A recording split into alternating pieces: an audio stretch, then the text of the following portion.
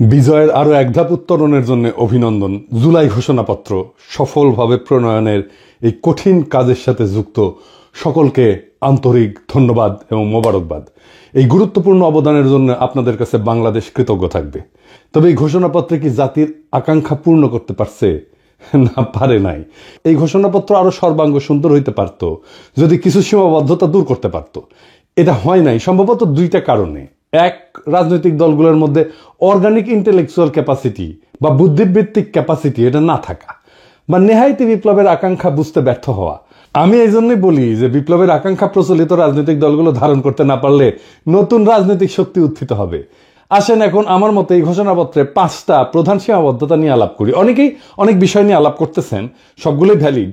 আমি সেই আলাপগুলো আবার নতুন করে আমার আলাপের মধ্যে ঢুকায় আমার আলাপের কলেবর বাড়াইতে চাই না। তবে যে আলাপগুলো এখনো জনপরিসরে আসে নাই সেগুলো নিয়েই আজকের আলাপ করব। আসেন আল্লাহর নামে শুরু করি। ঘোষণাপত্রে উপনিবেশিক শক্তির বিরুদ্ধে দীর্ঘ লড়াই সংগ্রামের কথা বলা হয়েছে, কিন্তু ব্রিটিশ উপনিবেশিক শাসনের বিরুদ্ধে এই অঞ্চলের মানুষের লড়াইয়ের ধরন কেমনে হয়েছে, এই লড়াইটা, তার কর্তা সত্তা এবং রাষ্ট্র বাসনার যে অর্জন 1947 সালে পূর্ব পাকিস্তানের স্বাধীনতা প্রাপ্তির কথা এই ঘোষণাপত্রে উল্লেখ নাই। সত্য উচ্চারণে এরকম হীনমন্যতা, পূর্বপুরুষের বীরত্বপূর্ণ অবদানকে এড়ায় যাওয়া, তাদের মহান আত্মত্যাগের স্মৃতি অনিচ্চারিত রাখাটা, ঘুরে ফিরে ওই একই বাঙালি জাতীয়তাবাদী বয়ানের রেখে যাওয়া স্থির করে দেওয়া বিন্দু থেকে আমাদের ইতিহাসকে দেখার পাঠ করার যে অলাথ চক্র তার মধ্যে আটকায় গেল। তার মানে আওয়ামী লীগের ইতিহাস যেরকম 52 সাল থেকে শুরু হয়, ঠিক একই জায়গা থেকে ওনাদের ঘোষণাপত্রের ইতিহাস শুরু হইল। এখানে দুইটা রাজনৈতিক টার্ম আমাদের একটু বুঝতে হবে। কর্তা সত্তা, ইংরেজিতে বলে এজেন্সি, কি সেটা? আমরা আগে দেখতাম যে রাজনৈতিক দলগুলো রাজনৈতিক লড়াই করে, তাদের কর্মীরা করে। 2024-এ কোনো রাজনৈতিক দল লড়াই সংগঠিত করছে, নেতৃত্ব দিছে? নাই। জনতাই রাজনৈতিক লড়াইয়ের নির্মাতা হয়েছেন। এটাই কর্তা সত্তা, এজেন্সি, নিজের ভাগ্যের নিয়ন্তা নিজেই হয়ে ওঠা।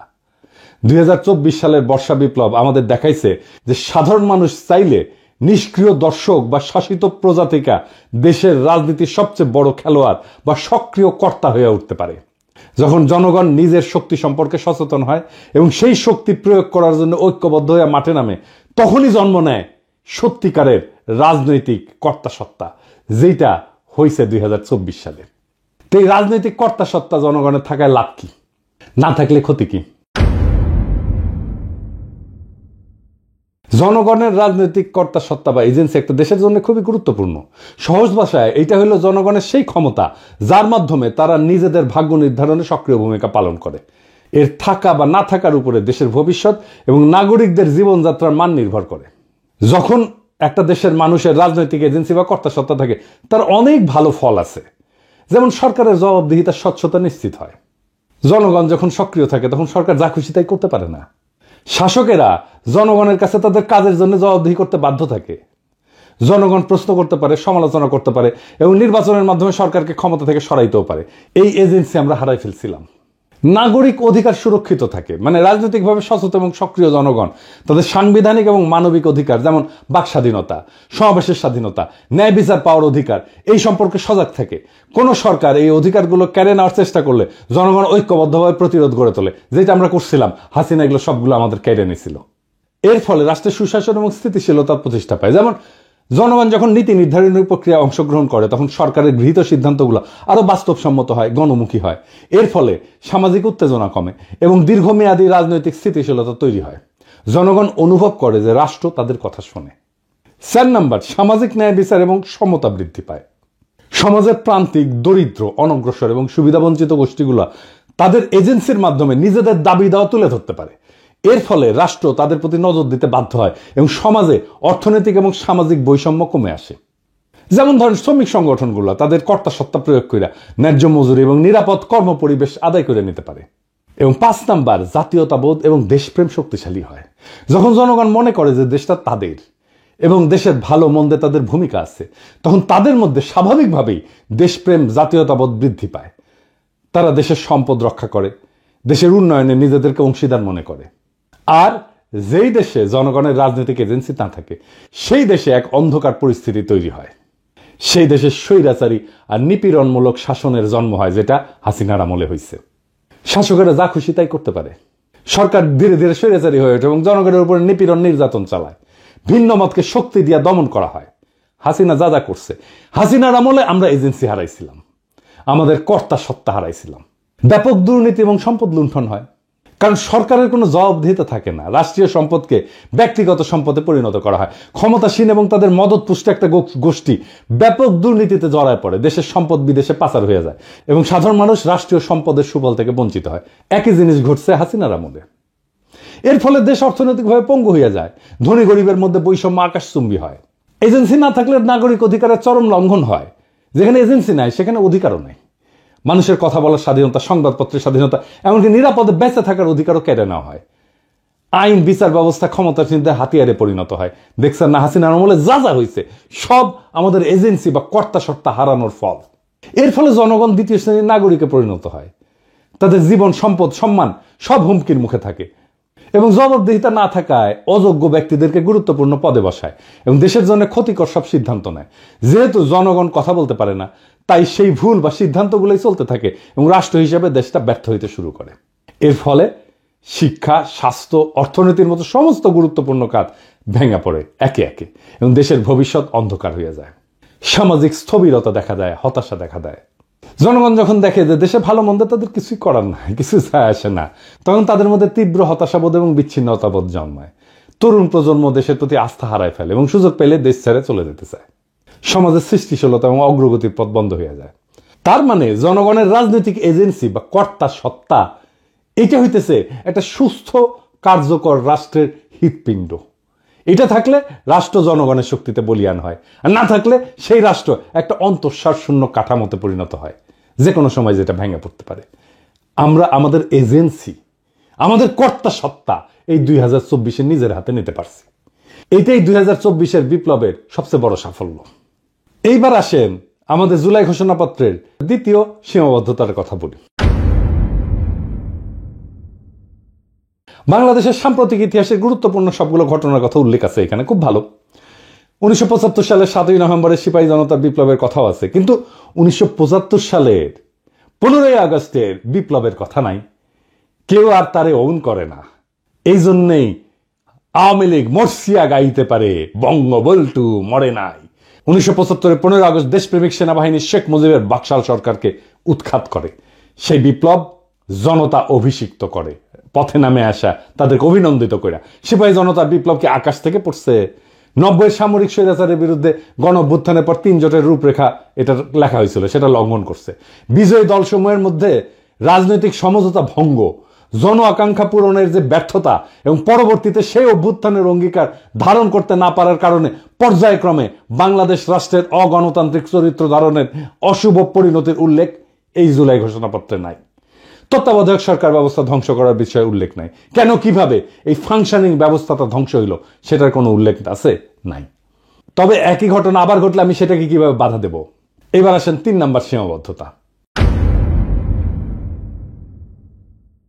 গত প্রায় 16 বছর দীর্ঘ ফ্যাসিস্ট দুঃশাসন প্রতিষ্ঠা করতে, জনগণের উপরে ধারাবাহিক নিপীড়ন চালাইতে রাষ্ট্রের মূল প্রতিষ্ঠানসমূহের মধ্যে সবচেয়ে বেশি আগ্রাসী শক্তি ব্যবহার করছে সশস্ত্র বাহিনী এবং সামরিক গোয়েন্দা সংস্থা, যাদের স্বীকৃত অপরাধ কর্মের কোনো উল্লেখ জুলাই ঘোষণাপত্রে নাই। আয়নাঘর কোথায় হয়েছে? ক্যান্টনমেন্টের মধ্যে ডিজিএফআই করছে। এতেও 36শে জুলাই পর্যন্ত হেলিকপ্টার ব্যবহার কইরা, খুন জখম কারফিউ জারি কইরা, ইন্টারনেট বন্ধ কইরা, সেনাবাহিনী নামায় গুলি চালানোতে নেতৃত্ব প্রদানকারী খুনি জেনারেল চক্রের সকল রাষ্ট্রদ্রোহী অপরাধের ঘটনাগুলো লুকায় ফেলা হয়েছে। স্পষ্ট কইরা সেনাবাহিনীর তরুণ সৈনিক অফিসারদের অংশগ্রহণের সংগ্রামী বৈশিষ্ট্যের কথা না বইলা সাধারণভাবে জনসাধারণের পক্ষে সেনাবাহিনীর অবস্থান গ্রহণের কথা উল্লেখ করা হয়েছে। সত্য কথা, ইনসাফের কথা, ন্যায়ের কথা এবং সঠিক কথাটা হইতেছে যে মার্চ টু ঢাকা কর্মসূচির দিন 36শে জুলাই বা 5ই আগস্ট বিপুল গণস্রোত এবং প্রধানত সৈনিকদের চাপের মুখে শীর্ষ সামরিক নেতৃবৃন্দ চূড়ান্ত এবং শেষ পর্বে গণ অভ্যুত্থানে বাধা না দিয়া 5 তারিখে আরো প্রাণহানি এবং রক্তক্ষয় এবং জাতীয় বিপর্যয় এড়াইতে সহায়তা করছে। 4 নাম্বার সীমাবদ্ধতা। হাসিনার ফ্যাসিবাদী শাসন প্রতিষ্ঠার পেছনে ব্যবহৃত সবচেয়ে দুর্বিষহ অস্ত্র সাংস্কৃতিক যুদ্ধের নাম ছিল ইসলামোফোবিয়া। দেশের ধর্মপ্রাণ সংখ্যাগরিষ্ঠ মানুষ, আলেম ওলামা, মাদ্রাসা ছাত্রদের বিরুদ্ধে লাগাতার এই অস্ত্র ব্যবহার করে হাসিনা যুদ্ধ চালায় গেছে। 2013 সালের 5ই মে শাপলা চত্বরে রাতের অন্ধকারে লাইট লিভায় রাষ্ট্রীয় বাহিনী দিয়ে নারকীয় হত্যাযজ্ঞ পরিচালনা করা হয়েছে, যে হৃদয় বিদারক ঘটনাটা আমাদের ইতিহাসে একটা সুগভীর ক্ষত সৃষ্টি করছে। ব্রিটিশ উপনিবেশিক শাসনকাল থেকে শুরু করে সকল আজাদী আন্দোলনে, অধিকার আদায়ের সংগ্রামে এদেশের ধর্মপ্রাণ মানুষ, আলেম ওলামা এবং মাদ্রাসা শিক্ষার্থীদের অংশগ্রহণ, আত্মত্যাগ এবং অবদানকে সবসময় অবহেলা, আড়াল এবং মুছে দেওয়ার একটা দুষ্ট ক্ষত আমাদের ইতিহাসে গেড়ে বসছে। এই উগ্র জাতীয়তাবাদী তথাকথিত প্রগতিশীল দুষ্ট ক্ষতের ইতিহাস আবার পুনরাবৃত্ত হয়েছে। তাদের লড়াইয়ের যথাযথ মর্যাদা স্বীকৃতি, বাংলাদেশের ভবিষ্যৎ রাষ্ট্র গঠনের আকাঙ্ক্ষায় তাদের অবদান এবং ত্যাগের যথাযথ হিস্সা ছাড়া কোনোদিন আমাদের এই স্বপ্ন, বাংলাদেশ গড়ার স্বপ্ন পরিপূর্ণ হবে না। বাংলাদেশের আলেম ওলামা মাদ্রাসা শিক্ষিতদের ব্যাপক এবং সর্বাত্মক অংশগ্রহণ ছাড়া 2024-এর বিপ্লব সফল হতো না, এটা লিখে রাখতে পারেন। পঞ্চম সীমাবদ্ধতা। 2024-এর বিপ্লবে মেহনতি মানুষ এবং নারীর অংশগ্রহণের প্রশ্নটা দৃশ্যমানভাবে আসেনি।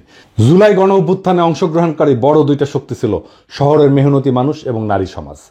বৈষম্য বিরোধী সংগ্রামের এই বৈশিষ্ট্য ঘোষণাপত্রে উল্লেখ করা হয়নি। অর্থনৈতিকভাবে অনগ্রসর জনগোষ্ঠী এবং নারী সমাজ যে রাষ্ট্রীয়, অর্থনৈতিক এবং সামাজিক স্তরে সৃষ্ট বৈষম্যের অবসান চায়, জুলাই গণ অভ্যুত্থানে সেই আকাঙ্ক্ষা খুব স্পষ্টভাবে ফুটে উঠছিল। এই জনগোষ্ঠীর সমানাধিকারের আকাঙ্ক্ষা আন্দোলনের অগ্রভাগে ছিল, নেতৃত্ব দিছিল এবং তাদের বেশিরভাগই হতাহত হয়েছে। অধিকার সচেতনতা, বঞ্চনার বিরোধিতা এবং ইনসাফের ধারণা এই জনগোষ্ঠীকে সংগঠিত করার একটা গুরুত্বপূর্ণ ভূমিকা রাখছে। নতুন বাংলাদেশের অর্থনৈতিক নীতি কি বৈষম্য মোচন বা দারিদ্র্য বিলোপের দিকে পরিচালিত হবে? তার উপরেই নির্ভর করতেছে নতুন রাষ্ট্র ব্যবস্থার চরিত্র এবং স্থিতিশীলতা। কর্মসংস্থান, শিক্ষা এবং সামাজিক কর্মকাণ্ডে নারীর নিরাপত্তার পরিবেশ তৈরি করে জুলাই গণ অভ্যুত্থানে অংশগ্রহণকারী নারী সমাজকে ত্যাগ এবং অবদানের যথাযথ স্বীকৃতি দিতে হবে। এই ঘোষণাপত্র পড়া মনেই হয় না যে এই বর্ষা বিপ্লব ছিল একটা শহুরে দরিদ্রদের লড়াই। আমাদের এলিটরা সবসময় আমাদের মুরগি দেখায় আর ডাল খাওয়ায়। সুকুমার রায়ের একটা ছড়া আছে, নাকের বদলে নরুন পাইলাম, তাইরে নাইরে না, আমাদের হাতে নরুন ধরায় দিছে।